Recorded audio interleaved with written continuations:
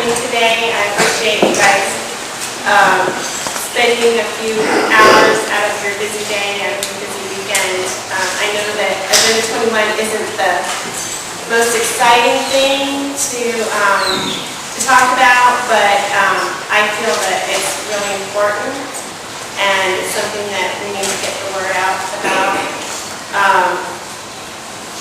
I'm just going to share a little bit about my journey into Agenda 21 and then introduce our speakers. I attended a Tea Party Summit a while ago and saw Rosa Corey. I don't know if you guys know who that is. She's with Democrats Against You and Agenda 21, and you can look that up online, and she has a website. It's Democrats Against You and Agenda 21.com. So this is my first introduction to Agenda 21, and I thought, wow, that's kind of weird. The green mask and everything, and so I bought the book. I thought it sounds important, so I bought the book and I put it on the shelf. And it sat on the shelf for like 6 months, 8 months, something like that. And I go to a lot of meetings, and so I researched going to our Robertson County Chamber of Commerce meetings. And I thought, I need to get involved and find out what's going on in Robertson County. Not thinking anything about Agenda 21. I just wanted to become a member. So I looked on their website at the beginning of December, and I saw on their calendar visionary meetings. And I thought, visionary meetings? That sounds like Agenda 21.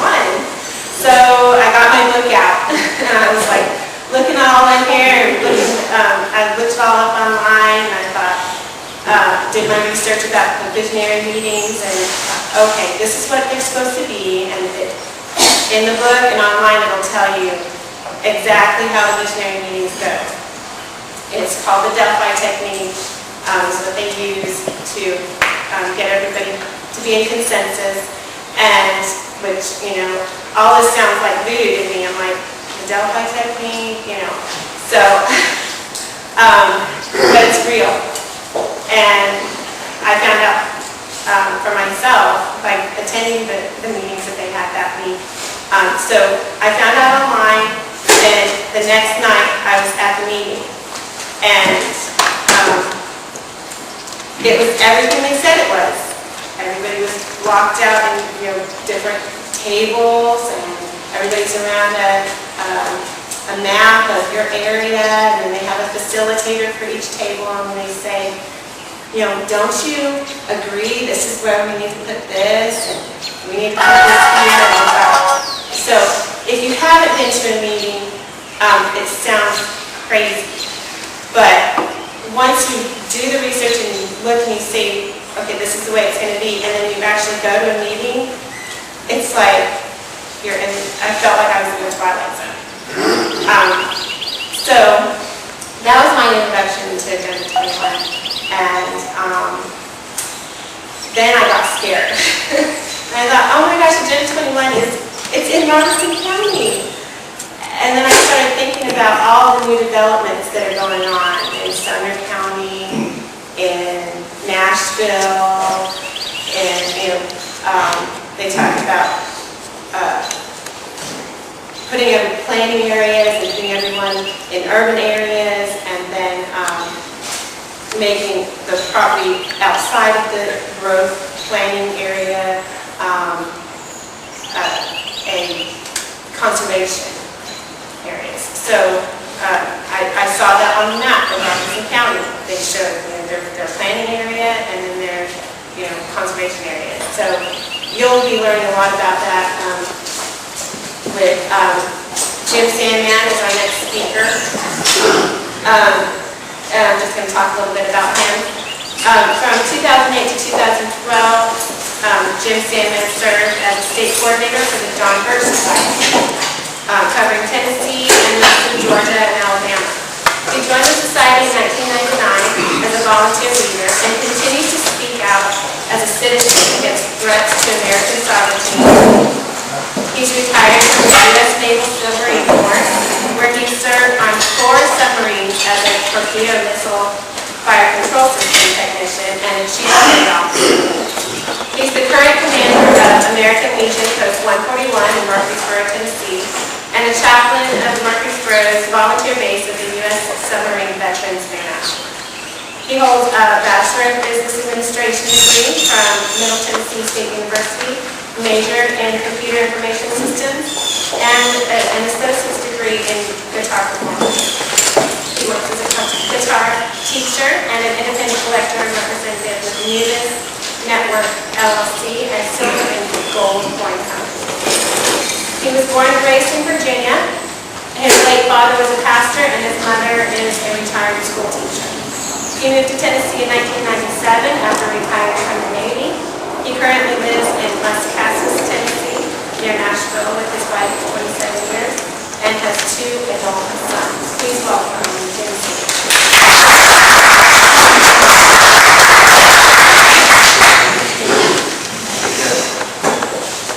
Brenda's from California, you were telling me earlier, right? And as you know, a lot of things start on the left coast, and then they kind of make their way this way. And I too am a proud endorser of that book that you just mentioned. I've read this book, it's really good. I understand Yvonne might be mentioning this book as well later on. So, excellent source. Well, welcome Rainy Day Patriots. This is awesome. Quite a good crowd on a nice sloggy day that we've got here. But I love talking about the UN and Agenda 21 because, well, not only are they a big threat to America, but I was born on October 24th, which is United Nations Day. I've been blessed with that, so I see it as part of my destiny to help get us out of the UN and stop their encroachment of liberty.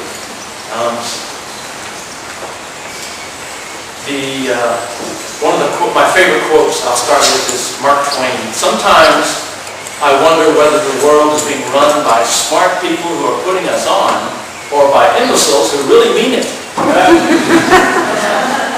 I think it's a combination of both, don't you?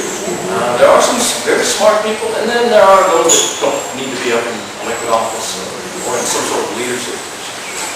They're all in it for power. They're in it for the money.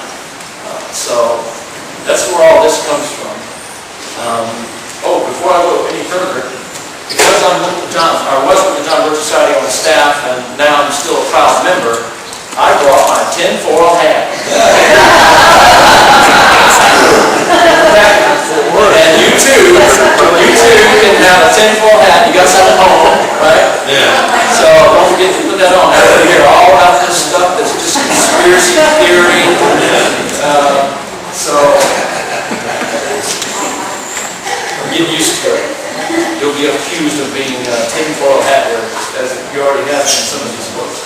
I've got 3 things I wanted to cover today. One is just like a stack of stuff that Ralph Bristol on his radio show shares. I got a stack of 2 little odds and ends before I get into the PowerPoint presentation from the John Birch Society, put together by John McManus, the current president of the society, who, by the way, has read and enjoyed this book as well, Behind the Green Mask. And then I've got a short 21-minute video to finalize everything that I'll be covering today.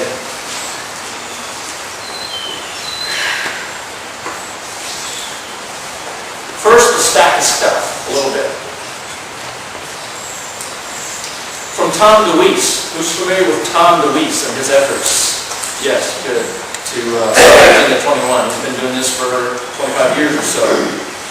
But he says, the worst of the worst is the worst of the sustainabilists is the American Planning Association, APA. So panicked is this American Trojan horse over growing opposition to its policies that the APA has organized a boot camp to teach its operatives how to counter our opposition. Recently, APA released a memo entitled Glossary for the Public. It is quite telling on how an organization that is supposed to be one of the most respected planning groups in the nation, because they affect planners all over the country, down to the county level,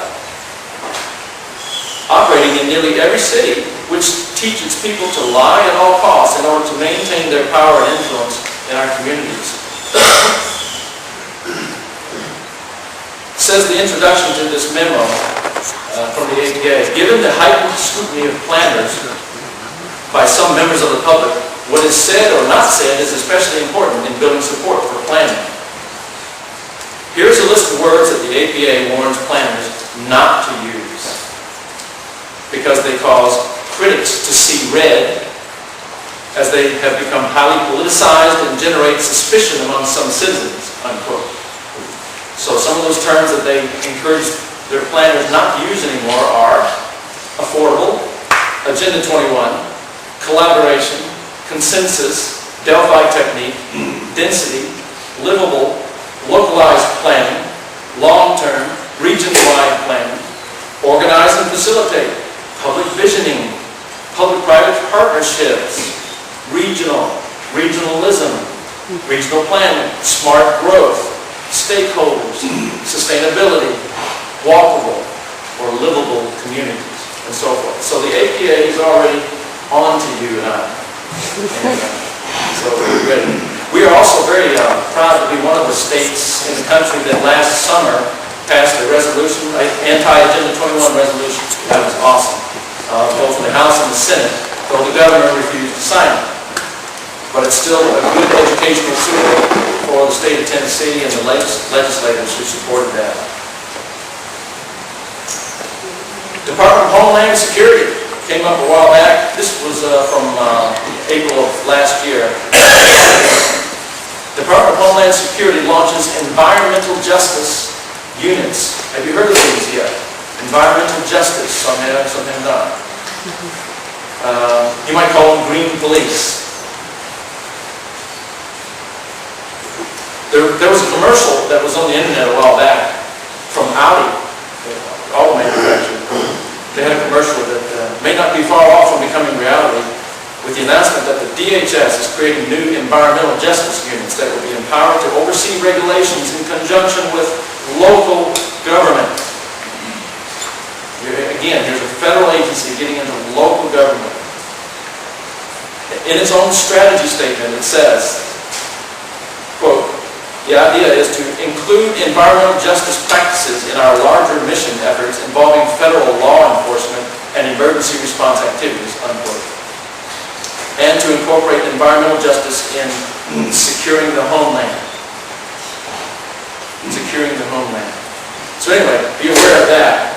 By the way, there was a picture, I believe it's on the top, one of Don Casey, thank you, Don Casey's presentations. He presents a great Agenda 21 presentation, and included is a picture of a police car in Birmingham, Alabama that's labeled Environmental Police. On the police car, it's got the lights and everything. And so it's not a figment of anyone's imagination. And I'm not going to go through this, but this is a printout of 2012 Sustainable Tennessee, a project of the Tennessee Environmental Council. And you can read through that. There's a lot of sustainability language in this as well. Just from the state of Tennessee. It's called the 2012 Sustainable Tennessee, a project of the Tennessee Environmental Council. Now, is the Environmental Council some governor or has set up, or is that like a group? It's a group. It's a citizens group. It's an NGO. Sponsored by the Tennessee Conservation Voters. And here's the website for this project. The website is sustainabletn.org. Oh, before I get further into the meats of the matters here, education is very important among our children, especially the youth. And I just wanted to mention the John Birch Society's online high school curriculum. It's called The Freedom Project. I've got a few of these around here, but let me give you another website to go to, freedomproject.org. For those that may have children or grandchildren in homeschooling, K through 12 online homeschooling in the classical, traditional, Americanist curriculum. there's excellent courses on there on leading all the way up to a high school degree. freedomproject.org. Do they get a GED? It's for a high school diploma. Right, but will they accept that in colleges? Oh, yes, yes, as far as I know, that's true. Okay.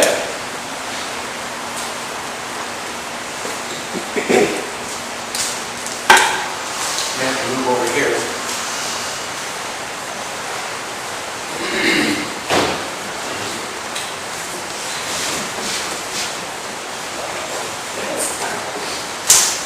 How many have seen a video called Overview of America?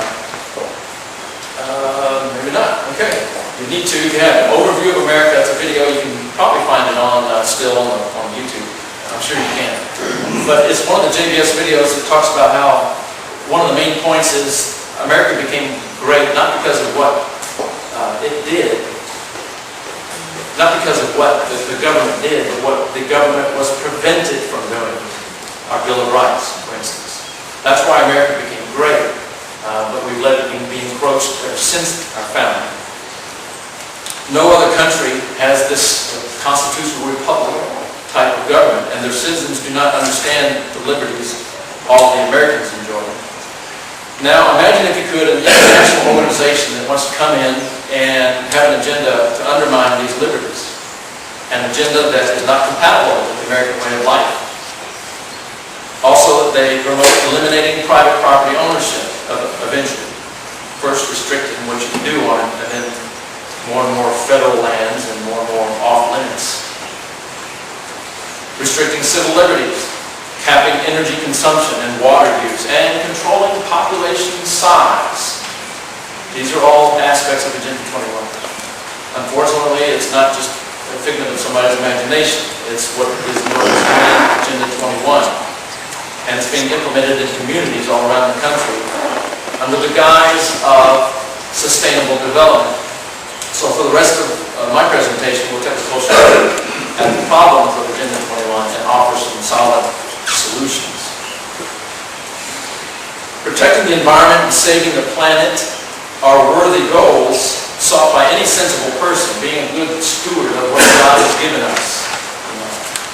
But giving up precious freedoms to accomplish them is neither sensible nor necessary. Very few Americans would applaud if a bunch of blue-helmeted UN forces arrived in their communities and started handing out restrictions regarding the use of your energy, your land, your water. After all, this is America. We like to take care of ourselves as much as possible. But unfortunately, there are those who prefer a United Nations-led New World Order. Okay, I'm sorry. I am so sorry. I'll let you go here. That would be good. So, the major part of which would include a maze of rules and restrictions governing everything from property rights to energy to personal freedom. Because advocates of such a world government understand the American spirit. They don't recommend dispatching UN troops to make this all happen. Instead, they are busily and deceitfully working to build the power of the world body without the populace realizing what is taking place. Hundreds of communities around the nation have already been lured into accepting hidden UN controls in the name of environmental protection, without knowing where the many mandates originated and what they will eventually mean. Local governing agencies have begun implementing programs under such labels as sustainable development, smart growth, resilient cities, or other projects, with headlines featuring the word green. These initiatives, however, stem from an overall UN-created plan whose long-range goal would have the UN exercise control over everything and everybody. It's all written out in their massive Agenda 21 document, which, if it were fully implemented, would lead to a total UN dominance, which is their goal. It all began in 1992 at the United Nations Conference on Environment and Development held in Rio de Janeiro, 1992. also known as the Earth Summit. Attended by about 35,000 people, government officials, diplomats, environmentalists, UN staffers, journalists. It's often called the Earth Summit. The gathering produced a number of documents, and Agenda 21 was one of those documents that came out of it. Of course, 21 refers to the 21st century.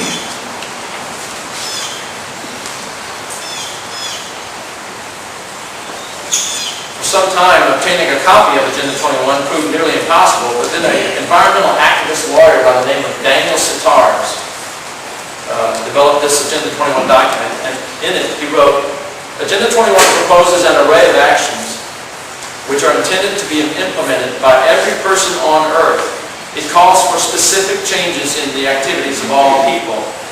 Effective execution of Agenda 21 will require a profound reorientation of all human society, unlike anything the world has ever experienced, a major shift in the priorities of both governments and individuals, and an unprecedented redeployment of human and financial resources. They just love getting in there. Further, he says there are specific actions which are intended to be taken by multinational corporations, entrepreneurs, financial institutions, individual investors, high-tech companies, indigenous people, by workers, labor unions, farmers, consumers, students, schools, governments, legislators, scientists, women, children, in short, by every person on earth, unquote. That's Agenda 21. So, in just those few words, you can see that this will be an encroachment on private property rights, civil liberties, on our Constitution. When examined carefully, the process he so emphatically champions would abolish property rights and cancel the precious God-given freedoms protected by the Bill of Rights. Is there a community or a person that's immune from this? No. There's no community or person immune from their designs with Agenda 21. It actually parallels some of the frightening dreams of folks like a Hitler or a Stalin or Mao Zedong. Complete control over the populace. One of the John Birch Society's journalists for the New American Magazine, his name is William F. Jasper. William F. Jasper, a great author. He's written a few books on the United Nations, and he has attended several of these UN meetings, including the one in 1992. And let me pull over that magazine.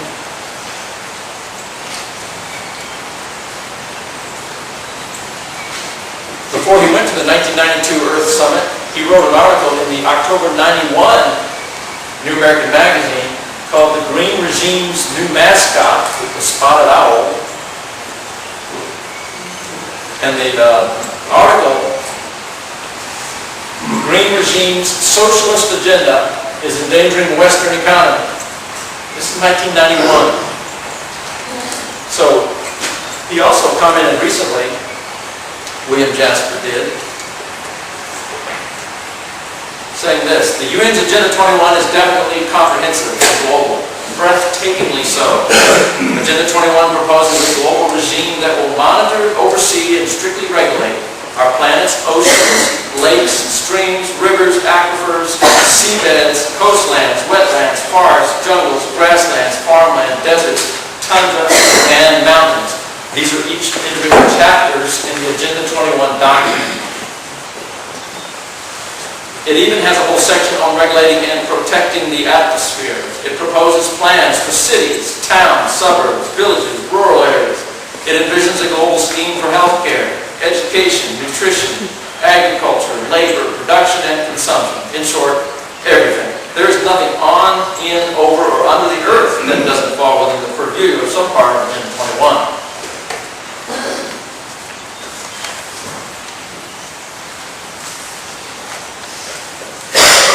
How do they plan to do this? And how are they doing this? Well, they're doing this through various things.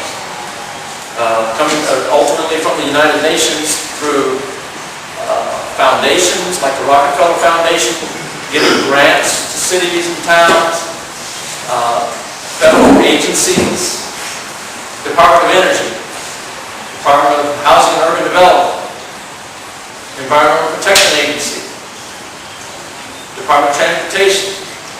You go to all these federal agency websites, there's always something on every one of these about sustainability, about green growth, and being green. It's all there.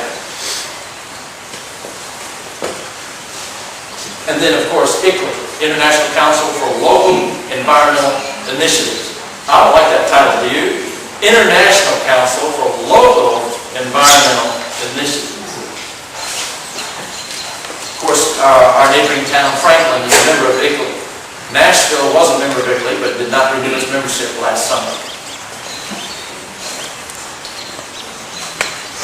Can you stop Agenda 21? First, identifying where it's coming from. Primarily being implemented by an NGO called ICLEI, Local Governance for Sustainability.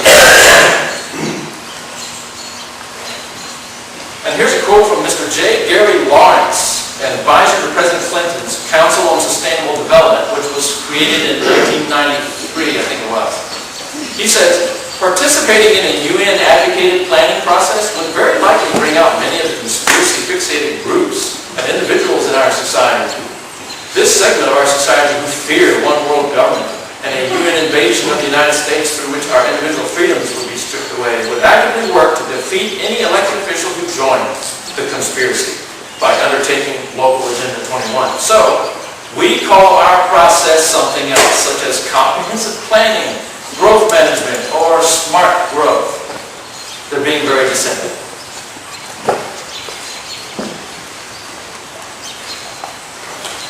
Here's a web page taken from the ICLEI.org. There's two ICLEI websites, ICLEI.org and ICLEIUSA.org.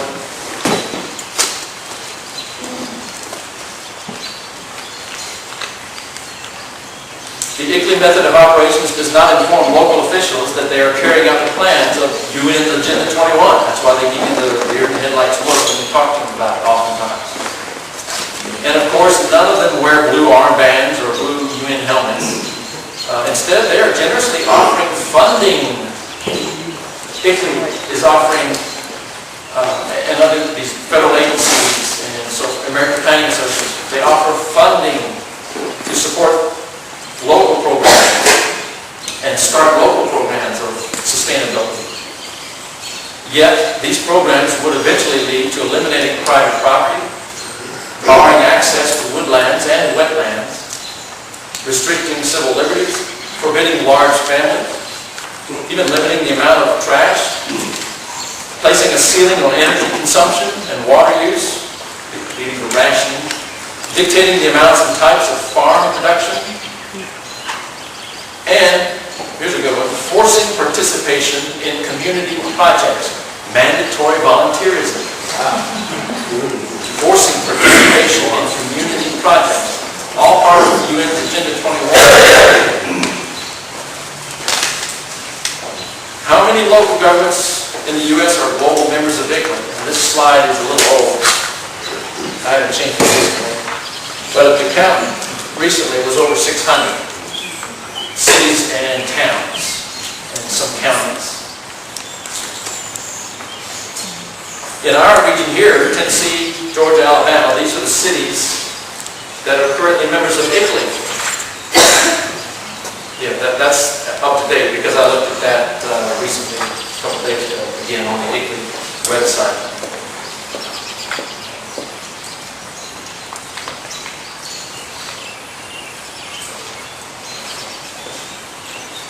But we're starting to see towns and cities come out of ICLEI because of citizens' opposition, educating their city councils, their mayors. And for instance, Carroll County, Maryland was one of the early ones, probably about 3 years ago now. Carroll County, Maryland was one of the first counties to come out of ICLEI. But since then, Plantation, Florida, Amador County, California, Edmond, Oklahoma, Las Cruces, New Mexico, Carver, Massachusetts, Spartanburg, South Carolina, Albemarle, Virginia, and James City County, Virginia, which is where Williamsburg, Jamestown are, which is is great, because I used to live there, that's where I went to high school. So they are no longer members of ICLEI. But that's a first step. Getting out of ICLEI, if a town is in ICLEI membership, that's a first step. That's not the be-all, do-all, end-all. You still have to fight the sustainable language in their planning, comprehensive plans for those areas, those regions.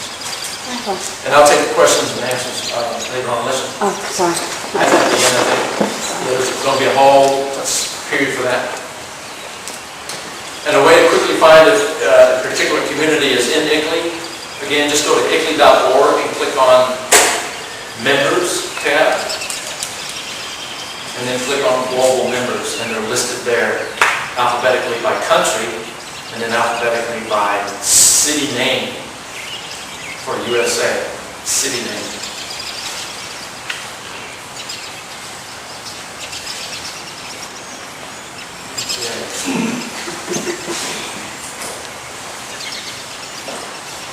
Here's a definition of sustainable development from the Brundtland Commission, 1987. Development that meets the needs of the present without compromising the ability of future generations to meet their own needs. Sounds pretty benign, but who defines this for the particular local area? Who's defining that? Are they being defined for you? Yes, they are. In 1987, Miss Brundtland, she was Norway's previous prime minister. Her name is Gro Harlem Brundtland. She won acceptance at the UN when she was asked to lead a commission to study environmental issues. The panel was known as the Brundtland Commission. They issued this document called Our Common Future, where the term sustainable development first appeared. 1987. Where were you in 1987? We were all over the place together. But this is where it first appeared. Serving several non-consecutive terms as Norway's Prime Minister, she also led the United Nations World Health Organization for a time, the WHO. She is an admitted humanist and socialist. She was Vice President of Socialist International, which is the successor of Karl Marx's Communist International. So you can see where she's coming from. They don't like private property. Communists and Marxists don't like private property.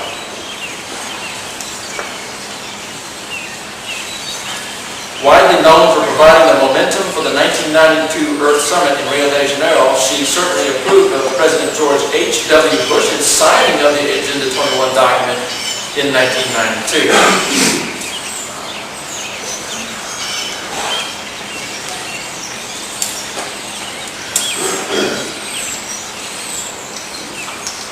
Here's a slide I just threw in because I thought it was interesting. Two statements here. The picture on the left is Inauguration Day, January 20, 1989, swearing an oath to the U.S. Constitution. On the other hand, on the Bible. But he said this about 3 years later. It is the sacred principles enshrined in the United Nations Charter to which the American people will henceforth pledge their allegiance. He was addressing the UN Assembly, February 1st, 1992. Was he globalist? Yes. Did he like the New World Order?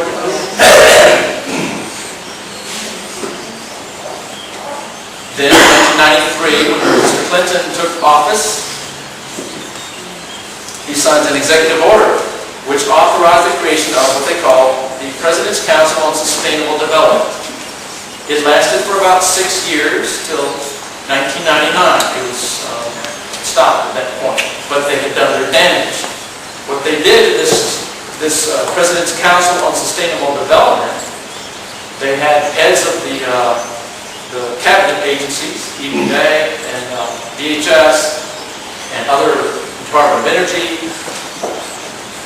and even the Department of Education, and others, as well as some environmental groups, Sierra Club.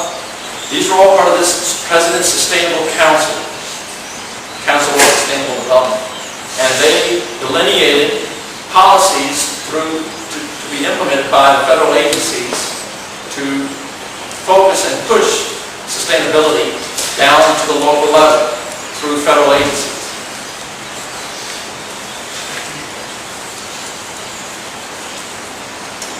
Also in 1996, the United Nations Environment Program published their document called Global Biodiversity Assessment. 1996, Global Biodiversity Assessment. It aimed at the right to own and use private property. And then in 1998, this Council on Sustainable Development created a book called Sustainable America, America's Environment, Economy, and Society in the 21st Century. Paralleling the content and goals of Agenda 21, this volume's editor of this book, Sustainable America, was the aforementioned Daniel Sitars, the environmental activist lawyer. And the foreword of this book, Sustainable America, was written by your friend and neighbor, Al Gore. Yeah. And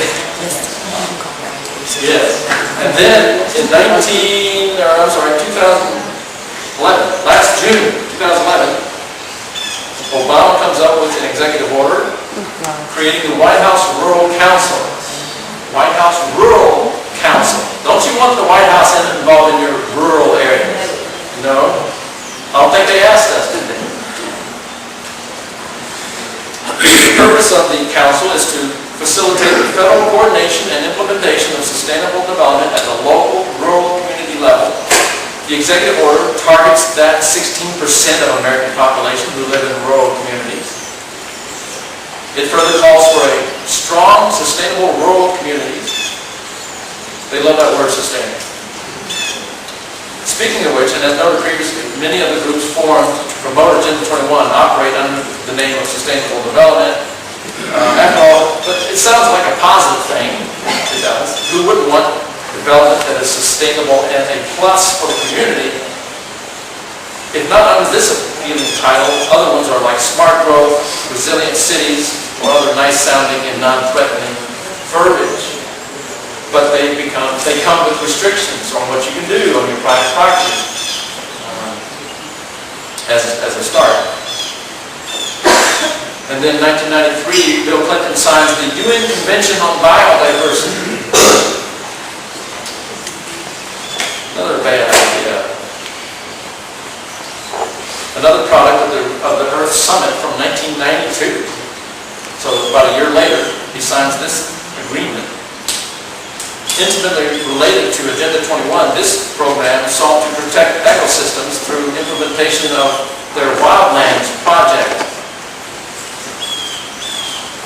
Speaking of Wildlands project, presented to the United States Senate for formal ratification, the Biodiversity Convention was rejected when key senators were shown a map depicting plans to transform more than half the United States into uninhabited wilderness. Here's that map that was drawn up by some Republican senators to help fight the signing of the Biodiversity Convention. And they were successful at not signing the Biodiversity Convention. We did not sign it, thanks to the educated legislators in this case.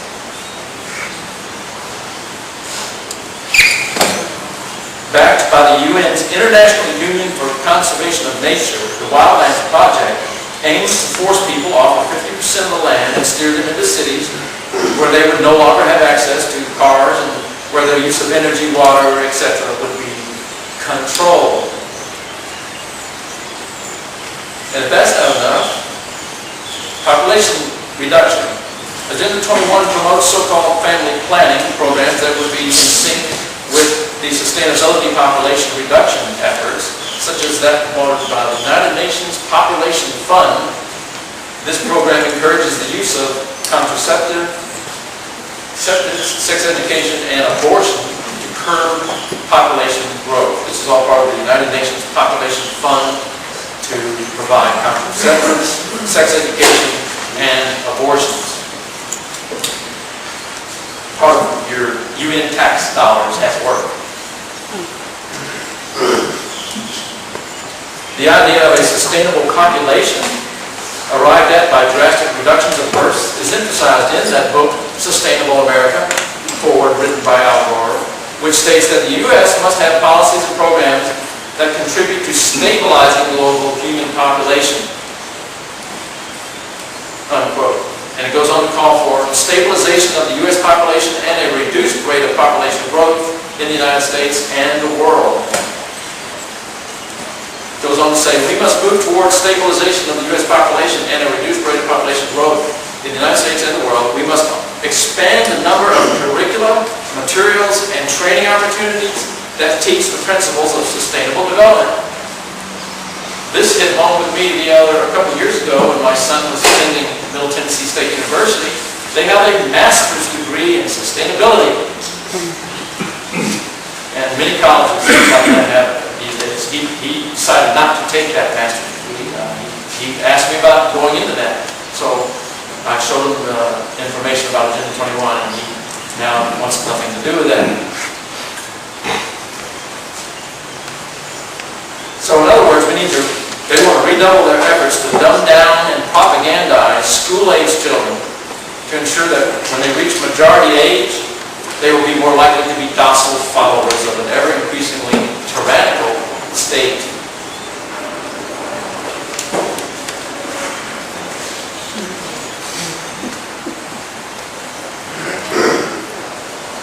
More than just a sustainable population, this book goes on to say, and that's the book there pictured, stabilization of the population without changing the consumption and waste production patterns will not be enough, but it will make an immensely challenging task more manageable. However, without a change in U.S. consumption habits, stabilizing the population will not have the desired effect of moving the country toward a sustainable economy. In other words, if you don't allow Big Brother to regulate and control every aspect of your life, then you're a traitor to the planet.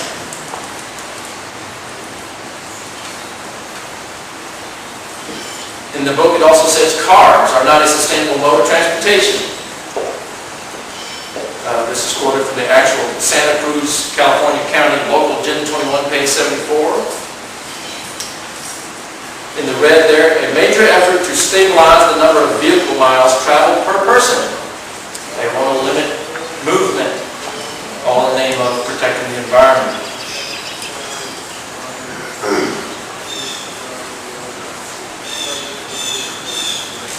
And a return to the sharing of skills. The American experience with energy during the 70s and early 80s is often offered as evidence of the way price hikes reduce per capita use and promote efficiency and technology. This is a quote from the book. They like it when there's scarce energy resources and price hikes, gas price hikes, and so forth. Because it reduces per capita use. They like that. And then seizure of private property. And here's a quote from the Global Biodiversity Assessment, which came out of the Earth Summit. Property rights are not absolute and unchanging, but rather a complex, dynamic, and shifting relationship between two or more parties over space and time.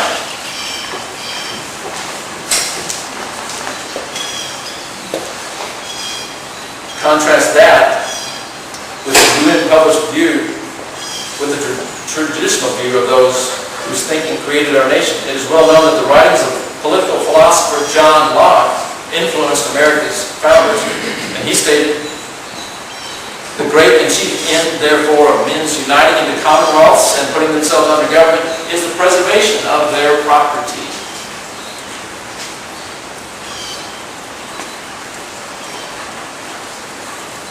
George Washington, one of my favorite quotes here, "Private property and freedom are inseparable."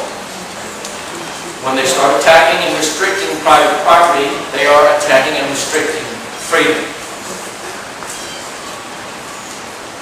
I go on to say that private property rights is a biblical concept.